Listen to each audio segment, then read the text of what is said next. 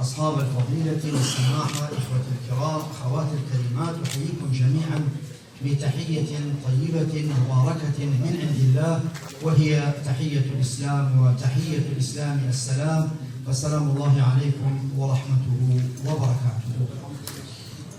وتطبيقا للحديث النبوي الشريف: لا يشكر الله من لم يشكر الناس، وله عدة روايات.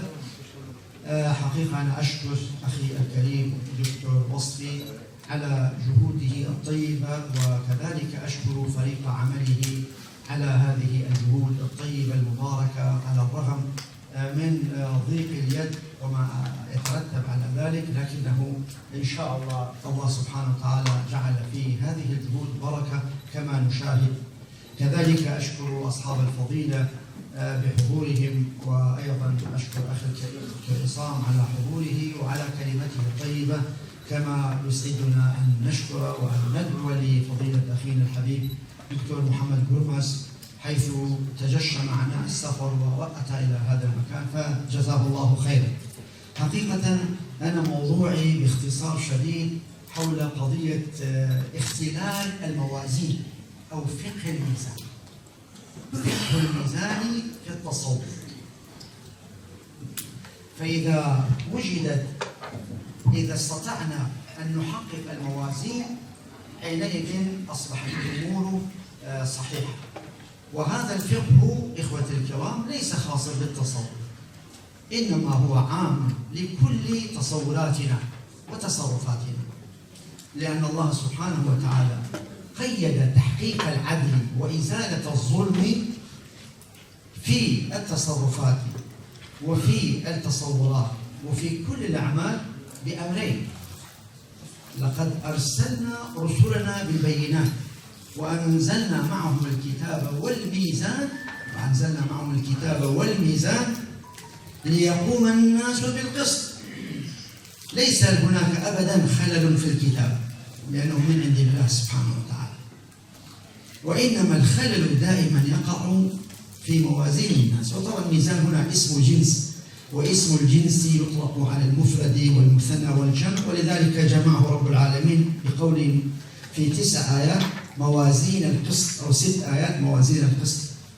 فهذه الموازين هي يقع فيها الخلل. ولذلك إذا انطلقنا من هذه الفكرة ستسهل علينا قضية المصطلحات، ستسهل علينا قضية الحكم، ستسهل أو تسهل علينا كذلك قضية النظرة والتعامل مع الآخر مهما كان. طبعا كلمة الآخر يشمل من خارج النفس إلى أوسع من ذلك. فإذا اختلال حقيقة هو في البداية كما أشار معظم أصحاب الفضيلة، فضيلة رئيس الاتحاد فضيلة الشيخ العلامة الشيخ ريسوني، الخلل بين التزكية والتعليم. هذه بداية الأمر. ولذلك دائما كان جنيد البغدادي كما ينقل عنه الإمام الغزالي رحمة الله عليه يقول: جعلك الله فقيها ثم محدثا، ولم يجعلك محدثا ثم فقيها، ولم يجعلك صوفيا ثم فقيها. لأنه إذا أصبحت صوفيا وأبعد ذلك تعلمت، تجير كل العلوم لصالح ما أنت تؤمن به. لكن إذا صار عندك علم ثابت وعلم راسخ، أنت تزن كل شيء بهذا العلم.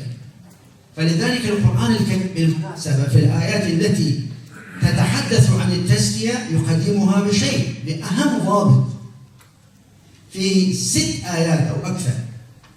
حينما يتحدث القرآن الكريم يقول منها هذه الآية الكريمة: يتلو عليهم آياته، هو الذي بعث في الأميين رسولا منهم يتلو عليهم آياته. هذا هو الأصل. القرآن هو الأصل للتزكية والتعليم. بعد ذلك ويزكيهم ويعلمهم الكتاب والحكمة. توازن عظيم جدا. في قضية التزكية. ثم في عالم فقه الميزان التزكية دائما الإسلام هو عظمته في قضية نظرية الشفع والفجر وليال عشر والشفع والوتر. قال ابن عباس برواية صحيحة: الشفع هو الله، الشفع هو الكون والوتر هو الله سبحانه وتعالى، ما عدا الله هو شفع. الله هو الوتر وحده وما عداه الشفع. وفعلا سبحان الذي خلق الأزواج كلها. ولذلك جاءت الشريعة بنظرية الشفع بين الدنيا والآخرة والظاهر والباطن وكل ما يدور حول الإنسان والكون كل زوج. والشريعة تفسر لنا أيضا نظرة الشفعية، الكفتان، الميزان وكفتاه. فلذلك هنا في هذا المجال لما نقسم نجد أن التزكية في كفة الميزان أقوى من بقية الأمور من العمل. تصفية الداخلي وتزكية الداخلي والباطن أقوى وأوزن وأكثر ثقلا من باب الموازنات، أولا من قضية التعليم أولا وحتى من قضية العمل. فهذه هي أيضا إذن هذا الاختلال في الميزان حينما لا يكون أو لا تكون التزكية منبثقة من آيات الله يكون هناك الخلل. ولا سيما نحن نتكلم عما يسند إلى الله سبحانه وتعالى، يسند إلى الإسلام بالمنهاج. لذلك أنا بالمناسبة لما ناقشت في برنامج الاتجاه المعاكس العظم أيضا بعد فضيلة الشيخ يوسف لما ناقشه حفظه الله، أنا قلت له أريد أن أقف معك على منهجية. حضرتك تتحدث عن الإسلام ولا تتحدث عن غير الإسلام؟ قال أنا أتحدث عن الإسلام، نتكلم عن الإسلام. قلت إذن لابد أنك تتحدث عن مصدر الإسلام، تناقشني من خلال مصدر الإسلام وهو الكتاب والسنة، ولا تناقشني من خلال فهمك أو عقلك أو تصورك. فإذا تم الاتفاق على هذه المنهجية انتهت المسألة. نحن لذلك مسألة التصوف ليس هناك في فقه الميزان ليس هناك قيمة للمصطلحات، قيمة كبرى يكفر بها الإنسان بمجرد المصطلح أو يفسق بها أو يبدع بها، أبدا مجرد الاصطلاح. وإنما هي قيمة توزن هذه المصطلحات بميزان، ثم بعد ذلك تربط هذه المصطلحات بما يدعيه الإنسان، أيها الصوفي، أيها خلفي، أيها الإخواني، أيها السلفي، أيها التبليغي، أنتم كلكم منتسبون للإسلام. إذن الحاكم فيكم هو الكتاب والسنة. فلذلك منهجية المصطلحات تعالج بهذه المسألة وبهذا المنهج الشفعي تماما. نعم. ولذلك حينما إذا قارنا بهذا الموضوع حينئذ تربط قضية التزكية وتربط قضية التصوف بما ذكرناه في هذا المجال. ولكن أود إذا تسمحوا لي أيضا بعض بعدما حقيقة هذه الكلمة الرائعة من فضيلة الدكتور عصام عندي بعض الإضافات البسيطة بما يسمح به الوقت، بعد ذلك نتحدث عن الضوابط والمبادئ. فبالمناسبة كلمة الميزان كلمة التزكية القرآن الكريم لما تحدث عن التزكية لم يقل تزكية النفس فقط في كل آية، إلا في آيات التي فلا تزكوا أنفسكم.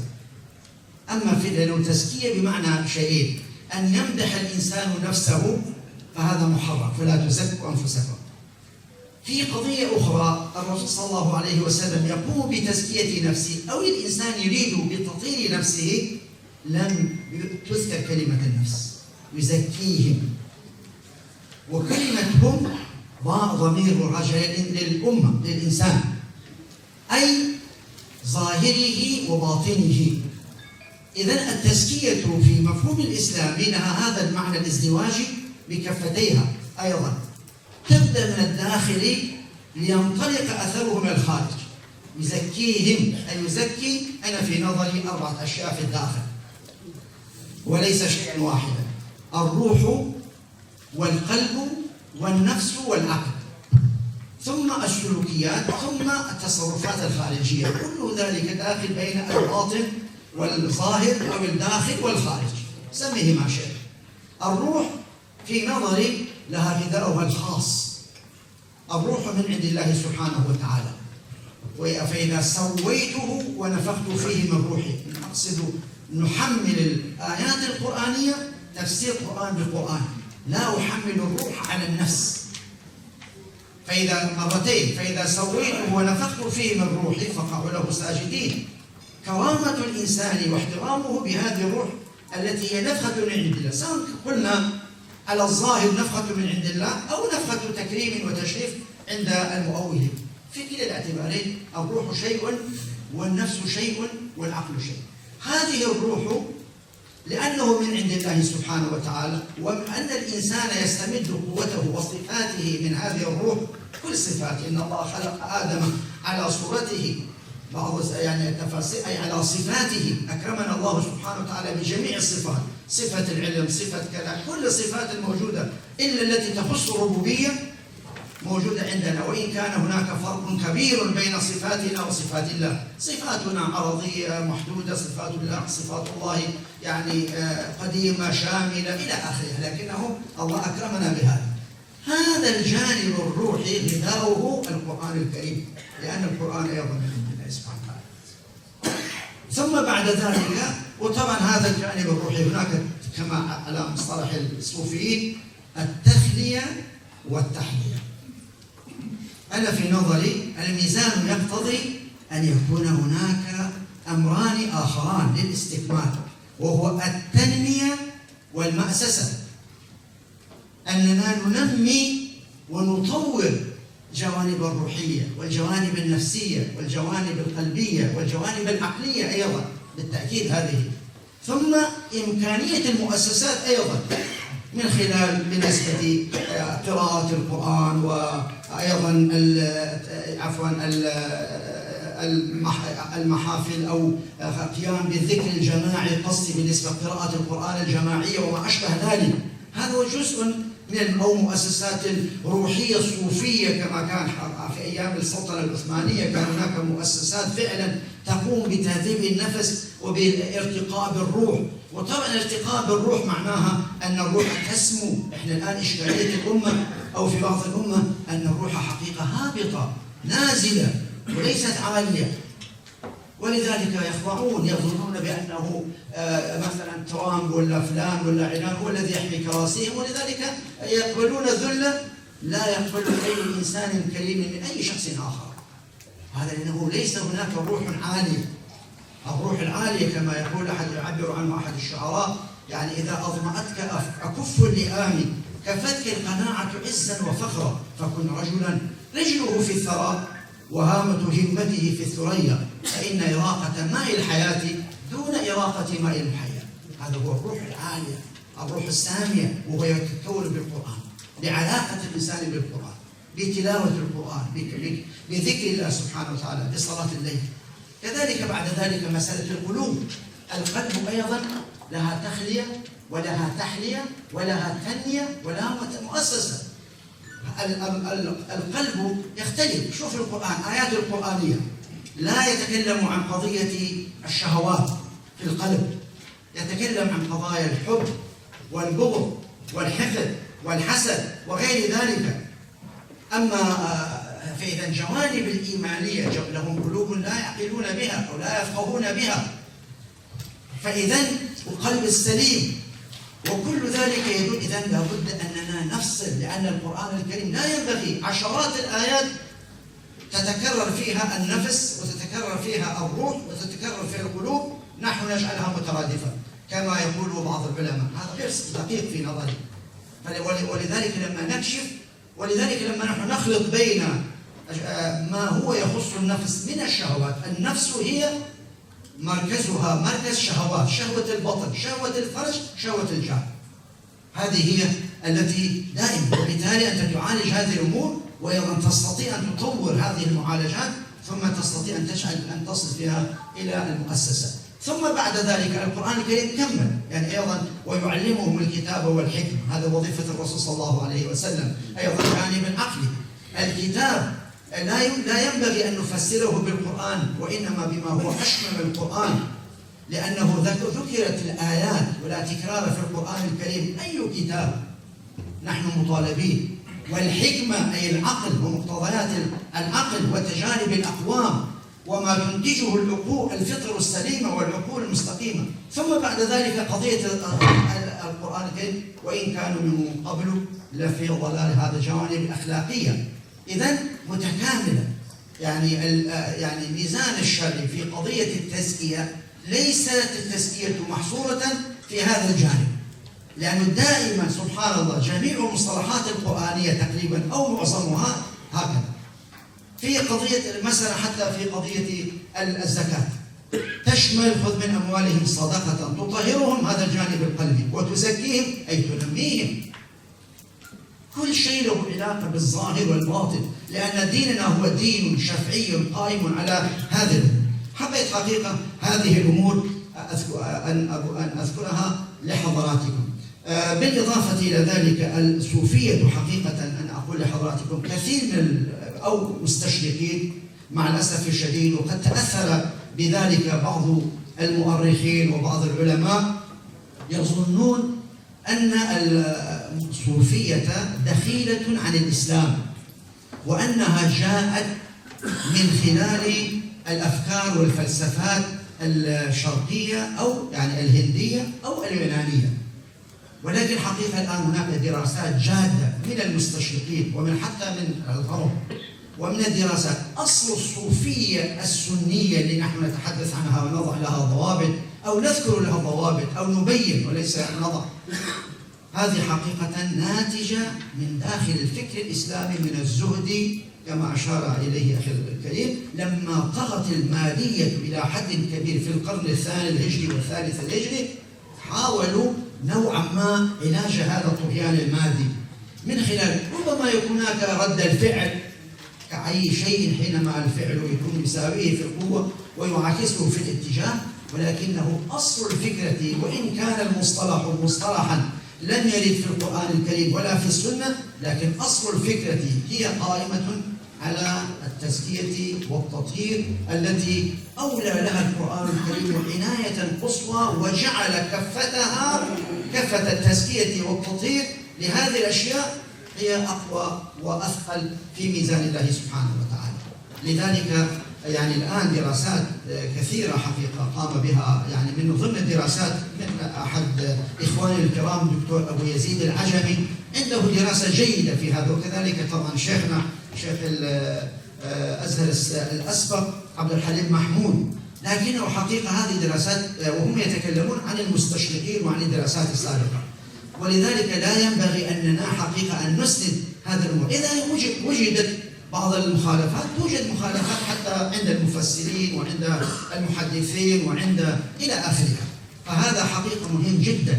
والصوفية الحقيقية التي يراد لها اليوم أن تمثل من بعض الجهات أن تمثل الإسلام الذي ليس له لا أظافر ولا أسنان ولا أي قوة، حقيقة هذا ليس الصوفية حقيقية أبدا. لابد أن ننفي الصوفية الحقيقية أمثال الذين جاهدوا، الذين هم الذين هيئوا الأجواء لصلاح الدين ونور الدين الزنكي حقيقة. وأنا هذا درسته أستاذ علي الصلابي هو معنا ما شاء الله، كتب في ذلك كتابات رائعة جزاه الله خيرا.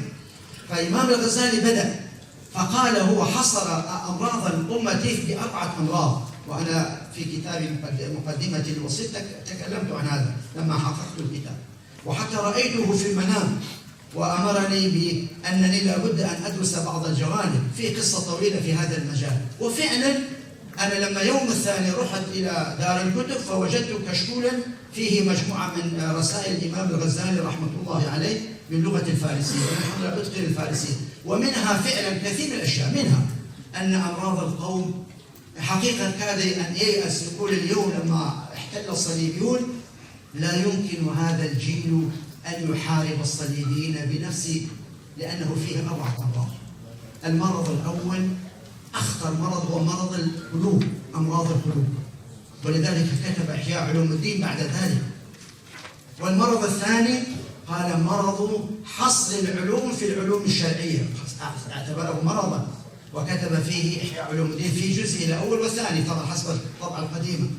ثم بعد ذلك وكما قال: والمرض الثاني أن أفكارا فلسفية وغير إسلامية غزتنا، وقد رديت على هذا كلام الغزالي في أحدى رسائل باللغة الفارسية، وهي قضية تهافت الفلاسفة.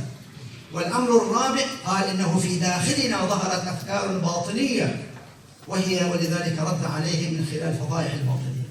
واليوم هذه الأمراض الأربعة فعلا هي التي الآن تتكرر معنا، فلذلك يجب حقيقة أننا نحن ولذلك نرحب ترحيب شديد بهذا المؤتمر. نحن نريد أن نعيد الأمور إلى نصابها، لا نريد أن تختطف الأيدي الخبيثة التي قتلت وأحرقت الناس في الشوارع وفي الميادين وتريد تدمير الأمة وهم أذلاء بكل ما تعني الكلمة. لا نريد أن هذه الأيدي تختطف الصوفية.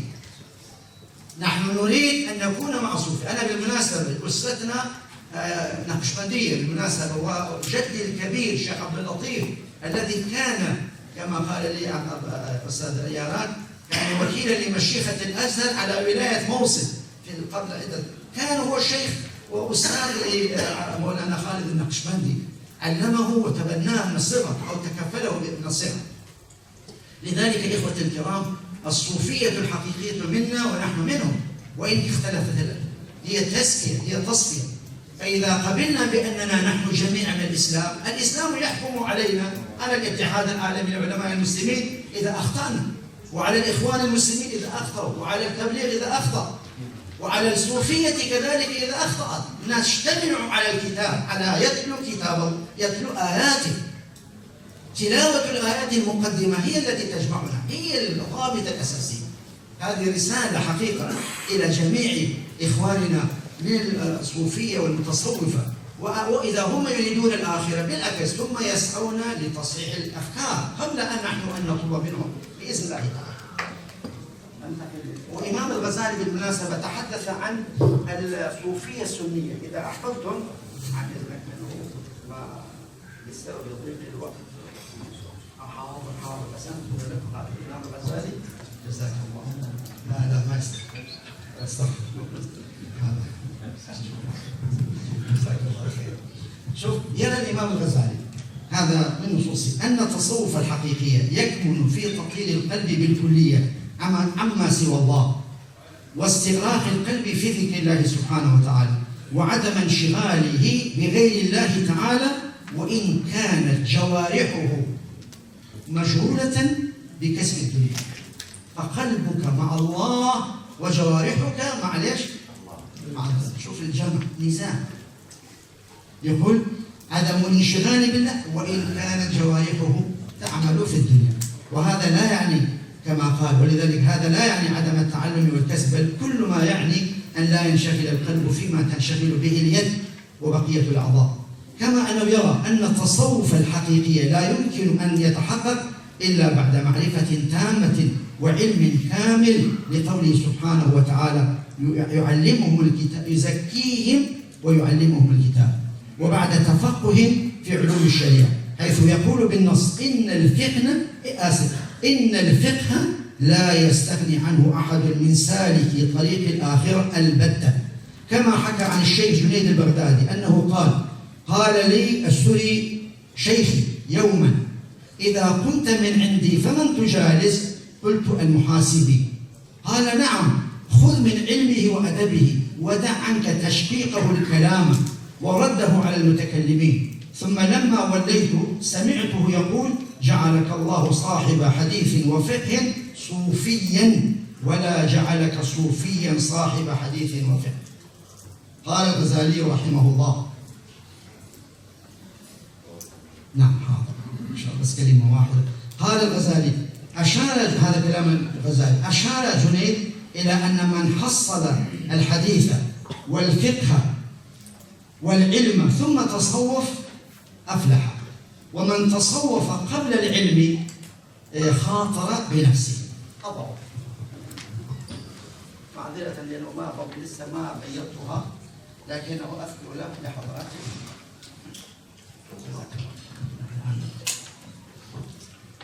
الحمد لله الآن إخوتي الكرام مقولات شيوخ الصوفية السنية موثوقة وموثقة منذ فترة مبكرة. يعني الكلاباذي المتوفى 380 في كتابه التعرف لمذهب أهل التصوف، وأبو عبد الرحمن السلمي متوفى 412 في طبقات الصوفية، والقشيري 465 في الرسالة، والجيلاني 561 في الغنية. كل هذه المقولات التي هم التزموا بها تدل على الالتزام بالعقيدة الإسلامية. فلنستشهد بما قاله القشيري في مقدمة رسالته، يقول: اعلموا رحمكم الله، يعني تكلم عن الصوفية، اعلموا أن شيوخ هذه الطائفة بنوا قواعد أمرهم على أصول صحيحة في التوحيد، صانوا بها عقائدهم عن البدع، ودانوا بما وجدوا عليه السلف وأهل السنة من توحيد ليس فيه تمثيل ولا تعطيل، وعرفوا ما هو حق القدم، وتحققوا مما هو نعت الموجود من العدم. ولذلك قال السيد هذه الطريقة الجنيد رحمه الله: التوحيد إفراد الله سبحانه وتعالى والقديم من الحدث. وأيضا القوم أحكموا أصول العقائد بواضح الدلائل ولائح الشواهد، كما قال أبو محمد الجليل.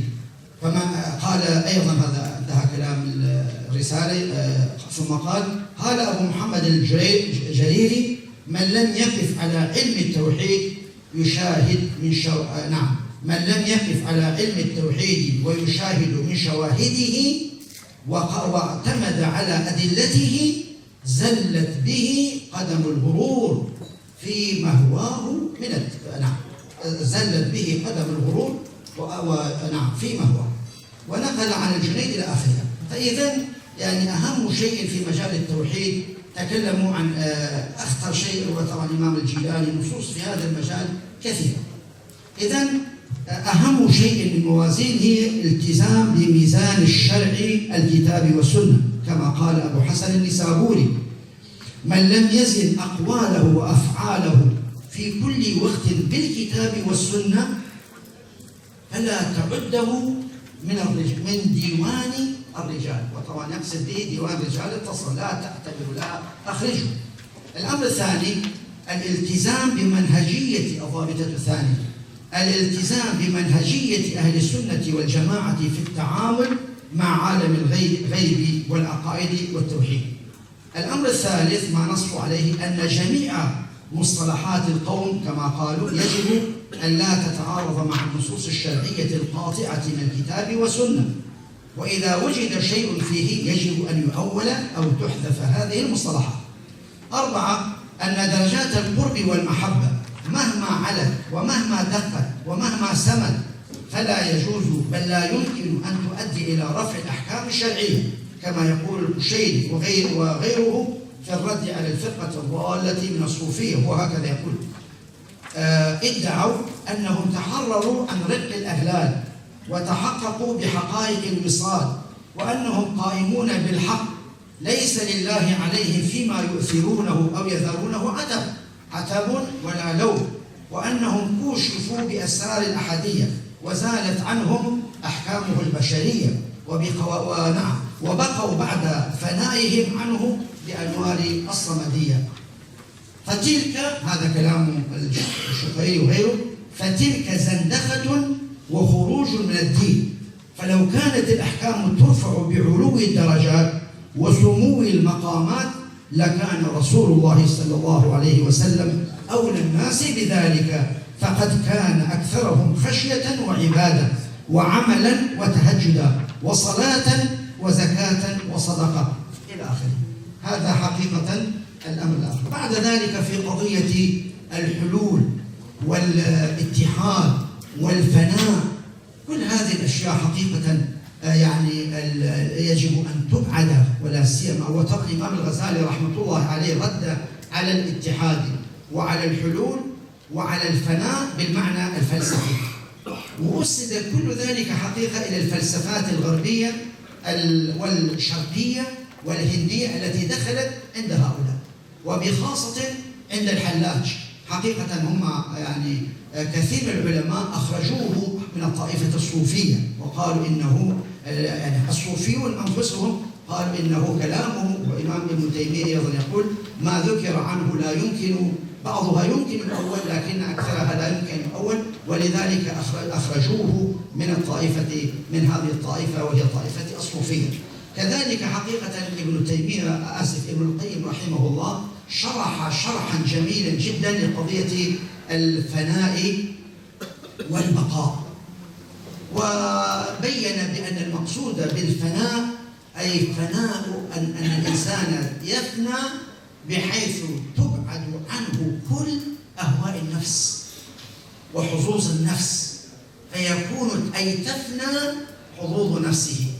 والبقاء أي هذا تفسيره، وقد ذكره ابن القيم في أكثر من كتاب في المدارج. نعم في المدارج ذكره، نص موجود عندي إذا أحببتم أقرأها يمكن وقت لا يسعف، فنص رائع جدا جدا، شرح بعض المصطلحات وأوله تأويل جميل. أنا والله استغربت بصراحة، رغم أنني قرأت مدارج السالكين من زمان، لكن لما وجدت هذا التفسير قلت ما أنصفك يا ابن القيم وأنت معروف بالسلفية. وكذلك شيخ الإسلام ابن تيمية حتى في هذه الأمور لم يكفرهم، قال هناك التفسيرات معظم ما أسند إلى بعض الصوفية يقول شيخ الإسلام ابن تيمية يقول ليس صحيحا، وما أسند إليه يمكن تأويله ما دام في، إلا لم يستطيع أن يؤول مسألة بارك الله لم يستطيع أن يؤول مسألة الحلول وما أشبه، لكن الفناء وأشياء كثيرة جدا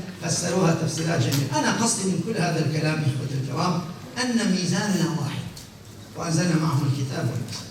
هذا الميزان نحن ندعو الجميع أن نزن به وأن نلتزم به، وهو ميزان الشرع. ثم من هذا الميزان البثق والموازين. أشكركم على يعني سعة الصدر، وأشكر إن شاء الله، وأسأل الله سبحانه وتعالى أن يجعل هذا المؤتمر بداية، وأنا أعدكم إن شاء الله بأننا لن نقف عند هذا الحد.